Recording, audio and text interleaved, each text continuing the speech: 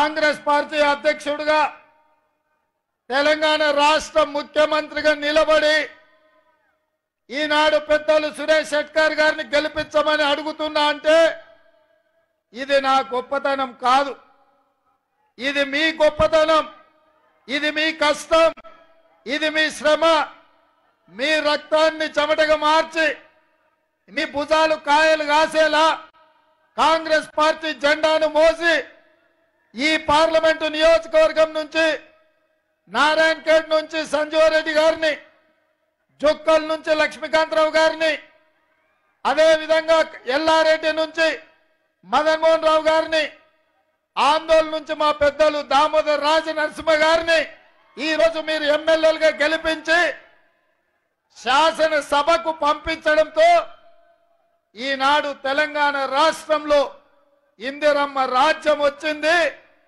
ప్రజాపాలన తెచ్చింది.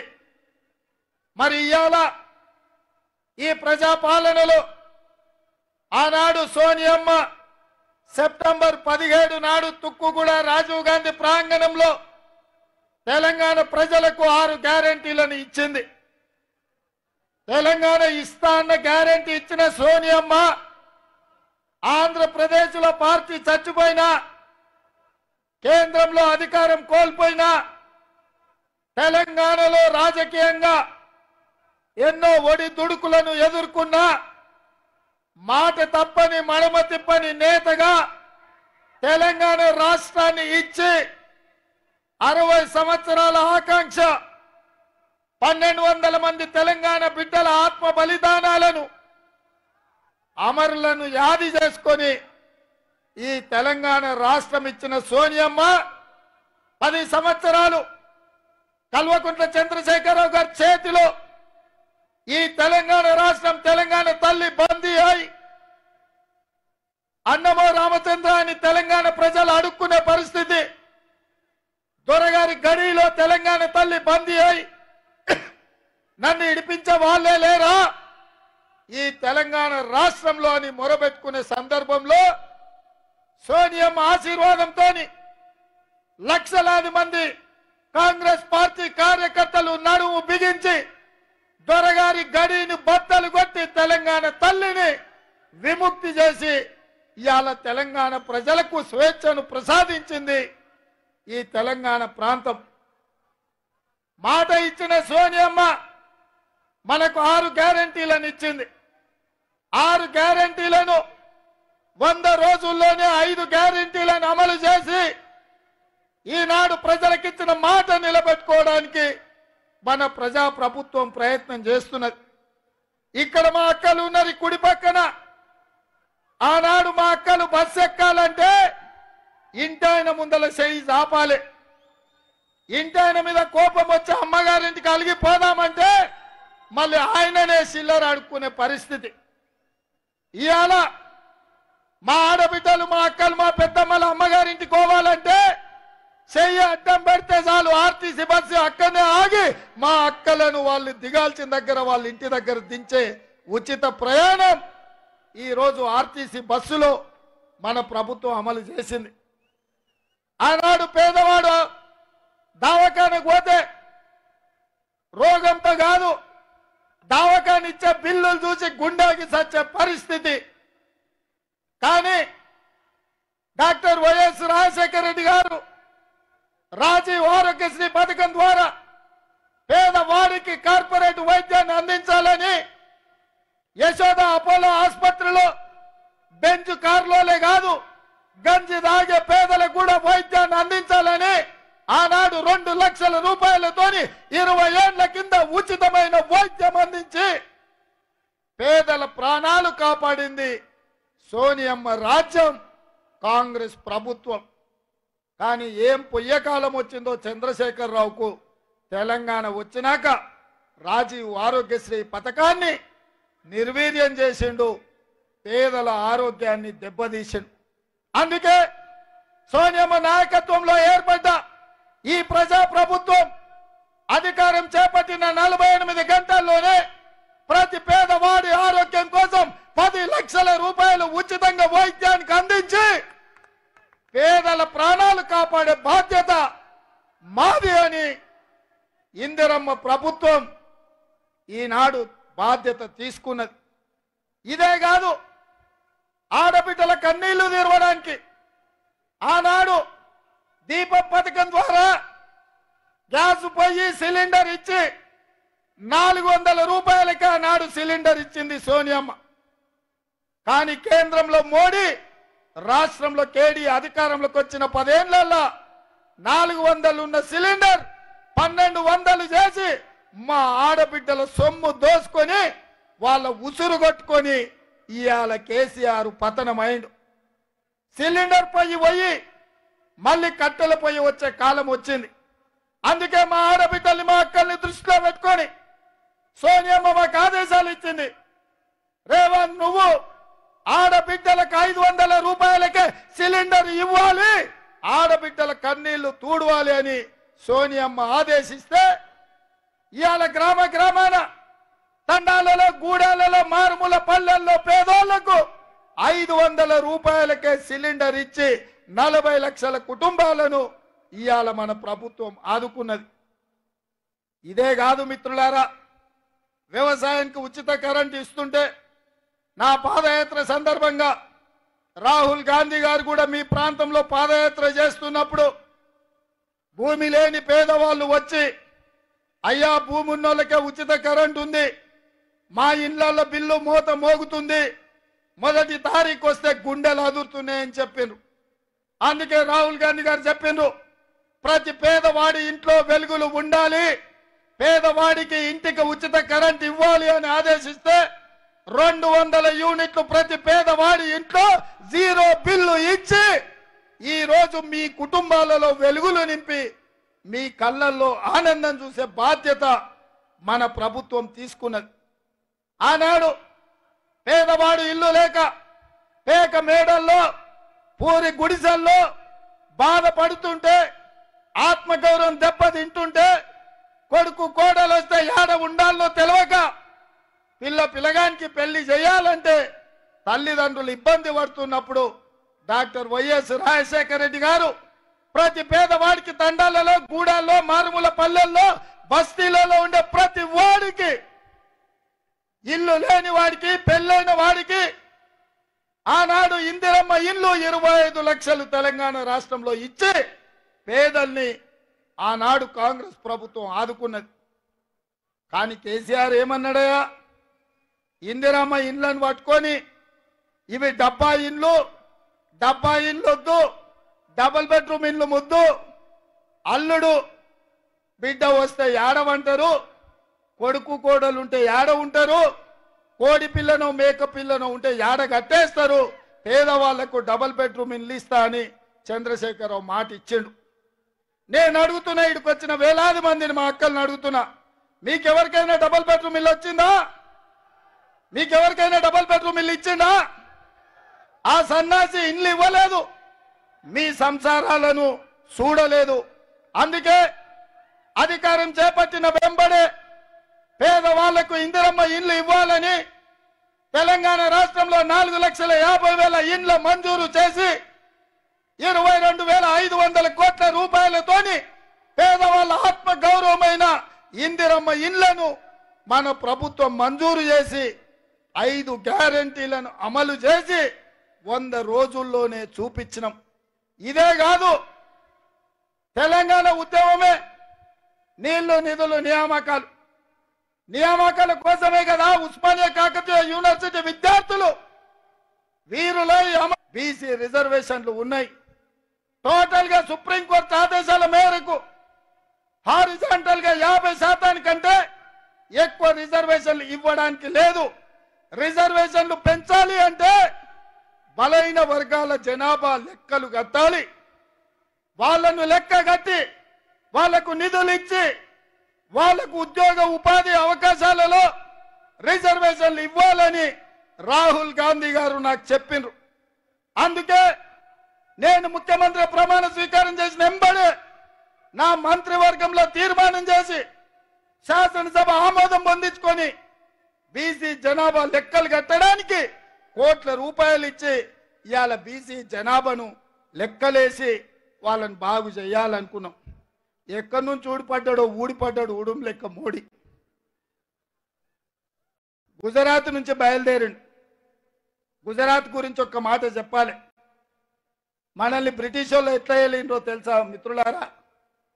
బ్రిటిష్ వాళ్ళు సూరత్ నుంచి అంటే గుజరాత్ నుంచి లోపలికి వచ్చిర్రు. సముద్రం పక్కన సంసారం పెట్టిండ్రు. అన్నదమ్ముల మధ్యలో పంచాయతీ పెట్టిర్రు. ఇక్కడ ఉన్న సంస్థలను రాజ్యాలలో ఉన్న సొమ్మును చూసిండ్రు. ఒకరికొకరికి తాకట్టు పెట్టి ఒకరికొకరిని పంచాయతీ పెట్టి మన జుట్లే మనకు ముడేసి బ్రిటిష్ వాళ్ళు ఈ దేశాన్ని కబలించి 100 సంవత్సరాలు ఏలి మన దేశంలో ఉన్న ఖనిజ సంపద నుంచి కోహినూరు వజ్రం వరకు దోపిడీ చేసి ఈ దేశాన్ని కొల్లగొట్టిండ్రు. మళ్ళా 75 సంవత్సరాల తర్వాత ఆనాడు జవహర్లాల్ నెహ్రూ, పండిత్ జవహర్లాల్ నెహ్రూ గారు, సుభాష్ చంద్రబోస్, వల్లభాయ్ పటేల్, చంద్రశేఖర్ ఆజాద్, భగత్ సింగ్ లాంటి వీరులు నిటారుగా నిలబడి బ్రిటిష్ వాళ్ళను తరిమి ఈ దేశానికి స్వాతంత్రం ఇప్పించారు. మళ్ళా 75 ఏండ్ల తర్వాత అదే గుజరాత్ నుంచి అదే సూరత్ నుంచి ఇవాళ నరేంద్ర మోడీ, అమిత్ షా అని ఇద్దరు బయలుదేరిండ్రు. వాళ్ళకి ఇంకొక ఇద్దరు తోడైనరు. మేమిద్దరం మాకిద్దరు. ఎవరై అంటే నరేంద్ర మోడీ, అమిత్ షాకు అదానీ, అంబానీ తోడైనరు. వీళ్ళు నలుగురు ఆలోచన ఒక్కటే, ఈ దేశంలో రిజర్వేషన్లు ఉంటే దళితులు, గిరిజనులు హక్కులు అడుగుతారు, అధికారంలో భాగం అడుగుతారు. ఇప్పుడు బలహీన వర్గాలను, ఓబీసీలను కూడా కాంగ్రెస్ పార్టీ గద్దెను ఎక్కించాలని చూస్తుంది. ఇక తమ చేతిలో ఈ దేశం ఉండదు, ఈ దేశ సంపద ఉండదని బ్రిటిష్ వాళ్ళలాగా తయారైనరు. వాళ్ళు బీజేపీ అని పెట్టుకుంటే నేను అదేదో భారతీయ జనతా పార్టీ అనుకున్నా. నిన్న మన బీజేపీ అని ఒక ఆయన పెళ్లిలో కలిసి నవ్వుకుంటా చెప్తున్నాడు, అన్నా మాది బీజేపీ అంటే భారతీయ జనతా పార్టీ కాదు, బ్రిటిష్ జనతా పార్టీ. మా విధానం, మా ఆలోచన బ్రిటిష్ వాళ్ళ ఆలోచన. జాతుల మధ్య, మతాల మధ్య, ప్రాంతాల మధ్య, భాషల మధ్య, మనుషుల మధ్య చిచ్చు పెట్టాలి, విభజించాలి, గద్దెను ఎక్కాలి, దేశాన్ని దోసుకోవాలి. ఇదే విధానం. అందుకే ఇవాళ భారతీయ జనతా పార్టీ 400 సీట్లు అడుగుతుంది. మా దామన్న స్పష్టంగా చెప్పిండు. ఎందుకు కావాలనే 400 సీట్లు? రాజ్యాంగాన్ని సమూలంగా మార్చాలి. రాజ్యాంగం ద్వారా డాక్టర్ బాబాసాహెబ్ అంబేద్కర్ ఇచ్చిన రిజర్వేషన్లను రద్దు చేయడం ద్వారా దళితులను, గిరిజనులను, బలైన వర్గాలను అనదొక్కి బానిసలుగా వాళ్ళ చెప్పు చేతల్లో పెట్టుకోవాలనే కుట్ర జరుగుతుంది. ఆ విధానంలోనే మొన్న జరిగిన పార్లమెంట్ లో రైతు వ్యతిరేక నల్ల చట్టాలను తెచ్చి మన తాత ముత్తాతల నుంచి వచ్చిన మన ఆస్తులు, మన వ్యవసాయం, మన సాంప్రదాయాన్ని అదానీ, అంబానీ, అమెజాన్లకు తాకట్టు పెట్టి మన భూముల్లోనే మనము బానిసలుగా, వాళ్ళ చేతుల్లో కట్టు బానిసలుగా వెట్టి చాకిరి చేయాలని చట్టాన్ని తెచ్చారు. కానీ హర్యానా, పంజాబ్, ఉత్తరప్రదేశ్, బీహార్, రాజస్థాన్ నుంచి లక్షలాది మంది రైతులు ఢిల్లీ సరిహద్దు మీద, ఢిల్లీ మీద దండయాత్ర చేసి 16 నెలలు మండు టెండల్లో, మంచు కొండల్లో కూడా నిటారుగా నిలబడి నరేంద్ర మోడీతో కొట్లాడి మోడీ మెడలు వంచి రైతు వ్యతిరేక నల్ల చట్టాలు ఉపసంహరించుకొని రైతాంగానికి నరేంద్ర మోడీ క్షమాపణ చెప్పాల్సిన పరిస్థితి తెచ్చిండు. రైతులకు మోడీ క్షమాపణ చెప్పిండు. కానీ మోడీ కాలనాగులా అంటోడు, తోక దొక్కితే ఊకునే టైపు కాదు. పగ పెట్టుకుంటాడు, పగ పడతాడు, ఎక్కడున్నా ఇడవడు. అందుకే ఈ ఎన్నికల్లో ఎట్లయినా 400 సీట్లు గెలవాలి, రాజ్యాంగాన్ని సమూలంగా మార్వాలి, ఈ దేశంలో ఉండే రైతులను అదానీ, అంబానీలకు బానిసలుగా మార్చాలి, ఈ దేశంలో ఉండే దళితులు, గిరిజనుల, బలైన వర్గాల రిజర్వేషన్లు రద్దు చేయాలని కంకణం కట్టుకొని బయలుదేరిండు. మిత్రులారా, ఇవాళ మీరు ఆలోచన చేయండి. 10 ఏళ్ళు గజ్వేల్ కేడి రాష్ట్రాన్ని ఏలిండు, 10 ఏళ్ళు ఢిల్లీలో మోడీ రాజ్యం ఏలిండు. వాళ్ళు చేసిన అన్యాయం, వాళ్ళు చేసిన దుర్మార్గం 140 కోట్ల మంది ప్రజలు చూసిండ్రు. 100 రోజుల్లో 5 గ్యారంటీలను అమలు చేసిన మనల్ని వాళ్ళిద్దరు కలిసి ఓడించాలంటారు. వాళ్ళ ఆలోచన ఏందో ఒక్కసారి ఆలోచన చేయి. 10 ఏళ్లు దేశ ప్రజల్ని పట్టి పీడించి కార్పొరేట్ కంపెనీలకు తాకట్టు పెట్టి 60 లక్షల కోట్ల రూపాయల ఆస్తులను బిహెచ్ఎల్ నుంచి మొదలు పెట్టి 1980లో ఇందిరమ్మను మీరు గెలిపిస్తే ఈ ప్రాంతానికి ఇందిరమ్మ బిహెచ్ఎల్ ఇచ్చింది, ఐడిపిఎల్ ఇచ్చింది, బీడీఎల్ ఇచ్చింది, డిఫెన్స్ ఫ్యాక్టరీలు ఇచ్చింది, ఈసీఐఎల్ ఇచ్చింది, ఎన్ఎఫ్సి ఇచ్చింది. ఇవాళ పాత మెదక్ ఉమ్మడి జిల్లా పారిశ్రామికంగా దేశంలోనే పేరు వచ్చిందంటే ఆయల్ల ఇందిరమ్మ మంజూరు చేసిన పరిశ్రమలు. లక్షలాది మంది ఈ రాష్ట్రమే కాదు వివిధ రాష్ట్రాల నుంచి వలస వచ్చినా ఇక్కడ ఉద్యోగ ఉపాధి అవకాశాలు కల్పిస్తున్నారు, హక్కున పెట్టి చూసుకుంటున్నారంటే మీ మెదక్ జిల్లా గొప్పతనం, ఈ ప్రజల యొక్క మంచితనం. ఇందిరమ్మ తర్వాత మళ్ళీ ఎవరైనా మీకు పరిశ్రమలు ఇచ్చిండ్రా ఒక్కసారి ఆలోచన చెయ్యండి. అందుకే మిత్రులారా, ఇవాళ మీరు 10 ఏళ్లు మోసం చేసిన ఓటేస్తారా? 100 రోజుల్లో మంచి పనులు చేసిన వాళ్ళకు మీరు అండగా నిలబడతారా? ఆలోచన చేయండి. ఇవాళ బీజేపీడు చెప్పనికేమీ లేదు. ఇక మీ దగ్గరకు వచ్చిన ఆయన బిజినెస్ పార్టీలని ఇంతకుముందే మిత్రుడు చెప్పిండు. ఆయన ఎవరా? అంగి మార్చిండు, రంగు మార్చిండు, టోపీ మార్చిండు, కానీ బుద్ధి మారిందా? బీఆర్ఎస్ నుంచి బీజేపీలోకి వచ్చిండు. నేను అడుగుతున్నా మా మెదక్ నారాయణ ఖేడ్, మా కామారెడ్డి, ఎల్లారెడ్డి, బాన్సువాడ, జుక్కల్ మిత్రులను, ఆందోళన సోదరులను నేను అడుగుతున్నా, అంగి మార్చినా రంగు మార్చినా ఆయన ముఖానికి మసి ఊసుకొని మీ దగ్గరకు వచ్చిన బిజినెస్ పార్టీలను మీరు గుర్తుపట్టారా? 10 ఏళ్ళు మీ ఎంపీగా ఉండి పార్లమెంట్లో ఒక్క రోజైనా మీ సమస్యల గురించి మాట్లాడిండా? సురేష్ షెట్కార్ గారు తీసుకొచ్చిన నేషనల్ హైవే ఇవాళ నేను తెచ్చిన అని చెప్పుకునే దివాలా పరిస్థితికి వచ్చింది. ఇవాళ ఒక్కటే బీఆర్ఎస్ బీజేపీ మాట్లాడుకొని గూడు పుటాని చేసి మీ దగ్గరకు వస్తున్నారు. కేసీఆర్ కు చెప్పే బీబీ పాటిల్ పోయి బీజేపీలో చేరిండు. ఎందుకంటే బిడ్డ బెయిలుకు రావాలంటే జైరాబాదులో బీజేపీని గెలిపించాలి. ఇదే ఒప్పందం చంద్రశేఖర్ రావుది. మెదక్ పార్లమెంట్ అడిగితే గాలి అనిల్ కుమార్ని తీసుకొచ్చి జైరాబాద్ ఇచ్చిండు. పాపం గాలికి పోయిండు.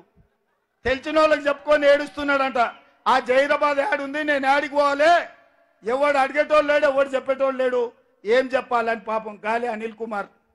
ఇవాళ గాలి అనిల్ కుమార్ని అన్యాయం చేసి జైరాబాద్ ప్రజల్ని మోసం చేసి బిడ్డ బెయిల్ కోసం జైరాబాద్ లో బీజేపీని గెలిపించడానికి ఇవాళ చంద్రశేఖర్ రావు కంకణం కట్టుకున్నాడు. నేను అడుగుతున్న మిమ్మల్ని, రాబోయే 10 ఏళ్ళు మన ప్రభుత్వం అధికారంలో ఉంటది. మీకు ఇండ్లు ఇవ్వాలన్నా, పెన్షన్ ఇవ్వాలన్నా, బసవేశ్వర సంగమేశ్వర ప్రాజెక్టు కట్టాలన్నా, మీకు ఐటీఐ మహిళా కాలేజ్ ఇవ్వాలన్నా, మీకు డిగ్రీ కాలేజ్ ఇవ్వాలన్నా, మీకు లైబ్రరీ చెయ్యాలన్నా, మీ ప్రాంతంలో పేదవాళ్ళని ఆదుకోవాలంటే ఇందిరమ్మ రాజ్యానికి కాంగ్రెస్ పార్టీకి అండగా నిలబడండి సోదరులారా. మన ప్రభుత్వం వచ్చి సరిగ్గా 5 నెలలు కూడా కాలే, ఇంకా 4.5 ఏళ్ళు మనమే ఉంటాం. మన ప్రభుత్వంలో పేదలకు మేలు చేయాలి. సురేష్ షెట్కార్ గారు మీకు తెలుసు, ఎవరైనా ఎక్కడైనా శత్రువు కూడా 1 రూపాయి అడిగిండని చెప్పగలడా? ఇంతకంటే నిజాయితీ కలిగిన నాయకుడు మీకెవరైనా ఉన్నారా?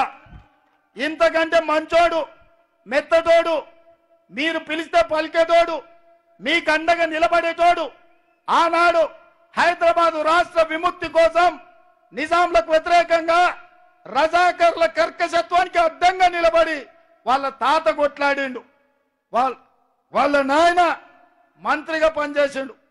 ఇవాళ 3వ తరం ఎమ్మెల్యే ఎంపీగా సురేష్ షెట్కార్ గారు పనిచేసారు. ఎక్కడైనా ఎవరైనా షెట్కార్ గారి మీద 1 పైసా ఆరోపణ ఉన్నదా? మీరు ఆలోచన చెయ్యండి. మరి ఇవాళ ఇదే కాదు, మొన్న జరిగిన శాసనసభ ఎన్నికల్లో సోనియమ్మ మల్లికార్జున్ ఖర్గే గారు సురేష్ షెట్కార్ గారికి నారాయణ ఖేడ్ ఎమ్మెల్యే టికెట్ ఇచ్చాడు. బీబామాని చేతిలో పెట్టినాం. కానీ నా దగ్గరకు వచ్చి ఒక మాట చెప్పిండు, అన్నా నాకంటే సంజీవరెడ్డి అయితే బాగుంటుంది, గెలుస్తాడు, నేను అండగా నిలబడతా, నా బీబామ్ సంజీవరెడ్డికి ఇయ్యి, నేను అండగా నిలబడతా అని వచ్చాడు. నేను అడుగుతున్న ఇక్కడ ఉన్న కార్యకర్తల్ని, ఎవరైనా ఊర్లో వార్డు మెంబర్ అయినా, సర్పంచ్ అయినా, ఎంపీటీసీ అయినా, జడ్పీటీసీ అయినా వచ్చిన అవకాశం వదులుకునే ధర్మాత్ముడు ఎవరైనా ఉన్నారా? కానీ మన సోదరుడు సురేష్ షెట్కర్ ఎమ్మెల్యే బీఫామ్ ను మిత్రుడు సంజీవరెడ్డికి ఇచ్చాడు. త్యాగం అంటే ఇది, మిత్రధర్మం అంటే ఇది, పార్టీకి లాయలిటీ అంటే సురేష్ షెట్కర్. పార్టీ రావాలి, నారాయణఖేడ్లో కాంగ్రెస్ గెలవాలి, ప్రభుత్వం ఏర్పాటు చెయ్యాలి అని తనకొచ్చిన ఎమ్మెల్యే టికెట్ కూడా సంజీవరెడ్డి గారికి ఇచ్చారు. మరి ఇప్పుడు చెప్పుండ్రి మిత్రులారా, నిజాయితీకి మారిపోయారు, నీతికి మారిపోయారు. మీ ప్రాంత అభివృద్ధి కోసం కష్టపడేవాడు, వచ్చిన పదవిని మిత్రుల కోసం త్యాగం చేసినోడు ఇవాళ కాంగ్రెస్ పార్టీ సోనియమ్మ మీ జైరాబాద్ ఎంపీగా నిలబెట్టినరు. ఇవాళ మీరు అండగా నిలబడాల్సిన అవసరం ఉందా లేదా ఒక్కసారి ఆలోచన చెయ్యండి.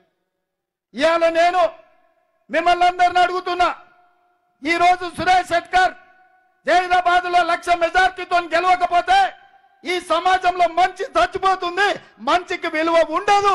మంచి బతకాలి, మీ ప్రాంతం అభివృద్ధి జరగాలి అంటే సురేష్ షెట్కర్ని 1,00,000 ఓట్లతో గెలిపించండి. సంజీవరెడ్డి గారు అడిగిందే కాదు, ఈ వేదిక మీద నుంచి 3 అంశాలు చెప్తున్నా. Intermediate state rank, second rank, 4th rank ఎక్కడైతే వచ్చిందో అక్కడ 24x7 లైబ్రరీ కోసం నిరంతరం పిల్లలు చదువుకోవడానికి స్పెషల్ డెవలప్మెంట్ ఫండ్ నుంచి 2 కోట్ల రూపాయలు నిధులు ఈ వేదిక మీద నుంచి మంజూరు చేస్తున్నా. అదే విధంగా ఈ ప్రాంత అభివృద్ధి కోసం, ఆడబిడ్డల కోసం మహిళా ఐటీఐని కూడా ఎన్నికల కోడ్ అయిన ఎంబడే మీకు మహిళా ఐటీఐని ఇచ్చే బాధ్యత నేను తీసుకుంటా. ఇదే కాకుండా ఆనాడు ఇందిరమ్మ రాజ్యంలో మీ ప్రాంతం అభివృద్ధి జరిగింది. ఇవాళ మీ ప్రాంతంలో పారిశ్రామికలు రావాలి అంటున్నారు. నేను సూచన చేస్తున్న పెద్దలు సురేష్ షెట్కర్, సంజీవరెడ్డి గారికి, మా అన్న దామన్నకు జైరాబాద్ ఈ నారాయణఖేడ్ ప్రాంతంలో 2,000 ఎకరాల భూసేకరణ చేసి ఇవ్వండి. ఫార్మా కంపెనీలను మీకు తెచ్చి ఫార్మా క్లస్టర్, ఫార్మా